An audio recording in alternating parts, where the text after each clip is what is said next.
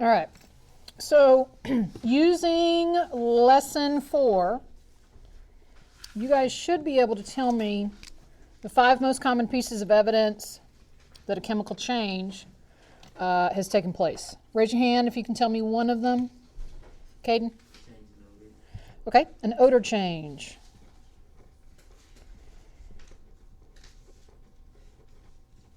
And the word change is really important. Yes? Color change. A color change. Again, the word change is important because everything has a color. Okay, Gunnar? Gas bubbles. Okay, formation of gas bubbles.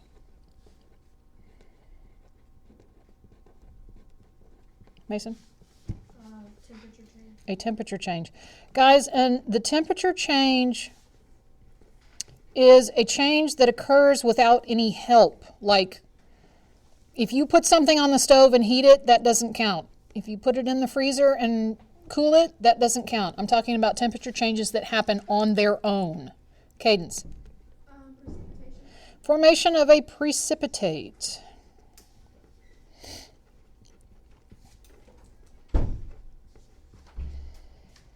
All right. We need to talk a little bit about what the word precipitate means. I dropped a syllable.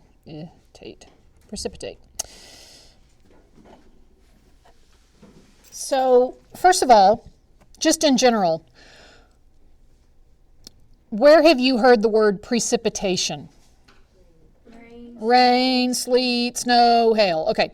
Things that fall from the sky, right? Okay. One of my favorite books of all time is The Count of Monte Cristo, and there is an account, and they use the word precipitate in the book when the main character throws himself off a cliff into the ocean to escape prison. He precipitates himself off the cliff.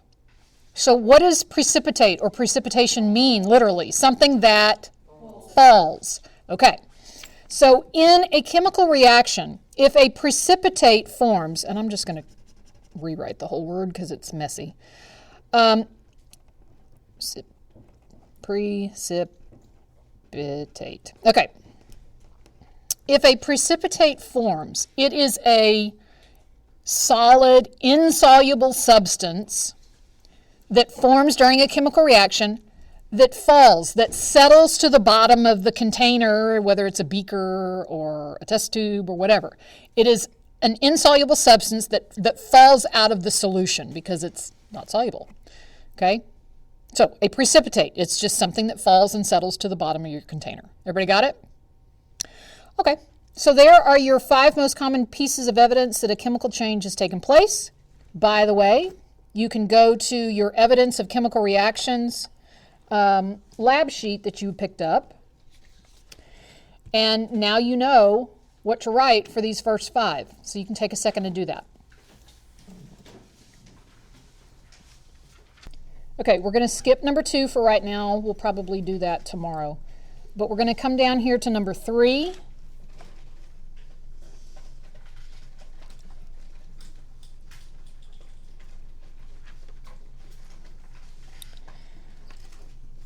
(3A) says, how many molecules of serotonin are represented? Raise your hand if you think you can tell me.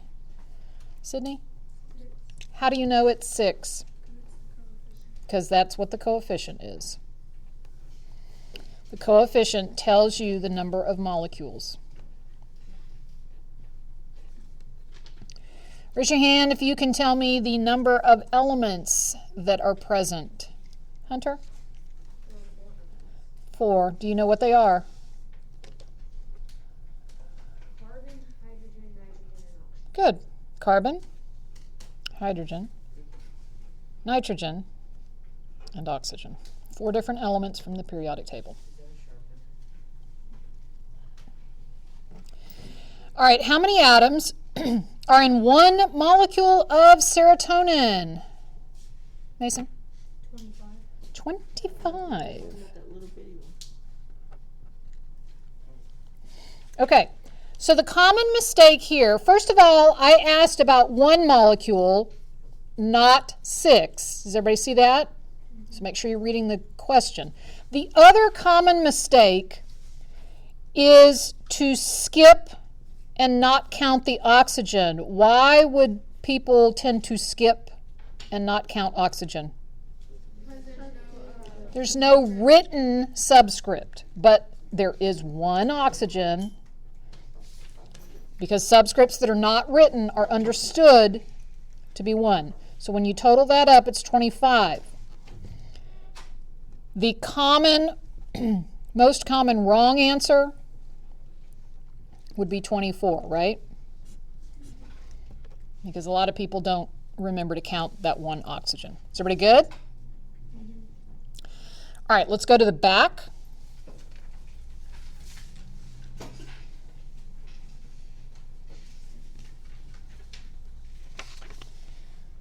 And we're going to save 5 for probably tomorrow, but we're going to deal with number 4. Number 4 says, picric acid is a volatile chemical with the following chemical formula.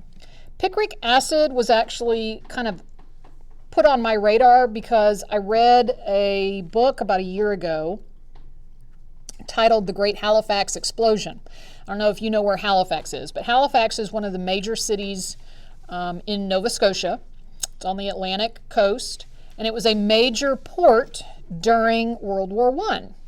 And the book that I read was about a massive explosion that occurred in Halifax Harbor during World War I because they were bringing in munitions and explosives and all sorts of things that needed to go across the Atlantic for the war effort. And what happened was they had a ship loaded down with explosives that wound up hitting another ship in the harbor, causing a massive explosion. And one of the explosives that was aboard the ship in large amounts was picric acid. Okay? All right, so here's its chemical formula. And I want to know how many elements are in picric acid, and I want somebody that hasn't answered. Ellie? 3. Try again.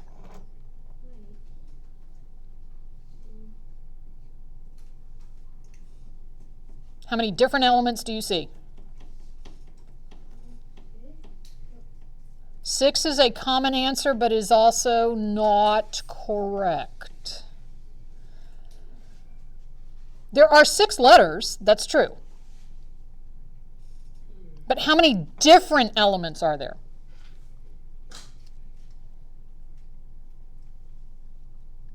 Jack? 4 elements. There are 4. Why not 6? Okay, let's list them. We have oxygen, nitrogen, carbon, hydrogen, and then the last 2 are oxygen and hydrogen again, and we're not going to count them again. So there's only 4 different elements. But that is a very common mistake. I had the same thing happen in first and second period. Your first inclination is to say 6 because there's 6 letters sitting there. But it's only 4 because there's only 4 different elements. Okay, how many total atoms are there? Somebody else who has not given me an answer. Harley. Okay, Harley, turn around. Let's do this one by one. From this oxygen, how many oxygens from here? Okay, there's 6 from there. What about this nitrogen? Yeah, because there's a subscript inside of 3. Subscript inside of 1 and then times outside of 3. So that's 3. How many carbons? How many hydrogens here? How many oxygens here? How many hydrogens here? Okay. For a grand total of, this is 19. 19.